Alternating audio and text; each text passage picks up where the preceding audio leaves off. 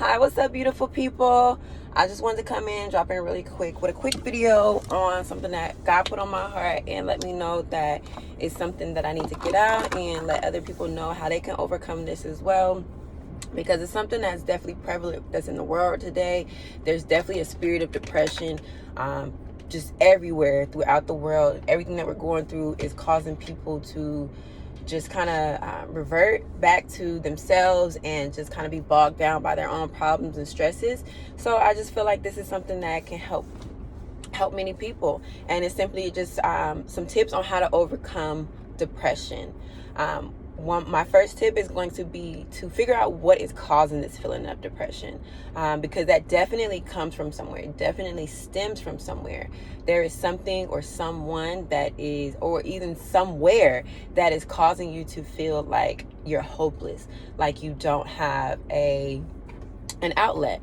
So you have to get to the root of that. Figure out what it is, what's causing this, who's causing this, why, and what can I do about that? What control do I have regarding that situation? Can I remove myself? Can I change my environment? Can I get new friends? Can I get a new job? Can I move? Whatever you have to do to change it and to change your environment, you have to do it. It's a must that you do it. So yes, you first have to get to the root of your depression, why you're feeling like this, and how long have you been feeling like this. Also, you have to start to recognize the patterns of you feeling like this, because a lot of times we're just not paying attention. Like, there's certain people that their energy comes around us that really that drains us and makes us feel worthless and hopeless. There's certain places that do the same thing. So we have to really get to the root of it, get to recognize the patterns of our depression, the onset of our depression, when we start to having these emotions, and then figure out how we can remove ourselves. So you have to also recognize, what do you have control over? What can you do what do you have control to be able to do things differently? What do you have within your power to change the situation? So sometimes that means focus on things you can do positively. Create a plan to do something about what you don't like and how can you improve it. So everything is about creating focus and then creating a plan for that focus. Also, what can you start doing today to work towards your happiness? Whether it be creating that plan, writing, meditating, working out, changing your diet, start figuring out ways and things to just little things. What's going to make me happy? What will change how I'm feeling right now in this moment? In this moment, I don't feel okay. So XYZ is going to make me feel better. Of course, within positive, a positive realm. Of course, you don't want to do anything negative that's going to hinder your growth and then make you feel even more depressed. So my next point would be change your environment. I think this is a huge key that a lot of people overlook within their self-development and their growth. You have to change your environment because clearly the environment you're in right now is not conducive to your growth. It's not helping you. It's not making you feel better about yourself. It's making you feel the complete opposite. Actually, it's making you feel hopeless. It's making you feel worthless. It's making you feel like there isn't an end to your current emotions. So whether that be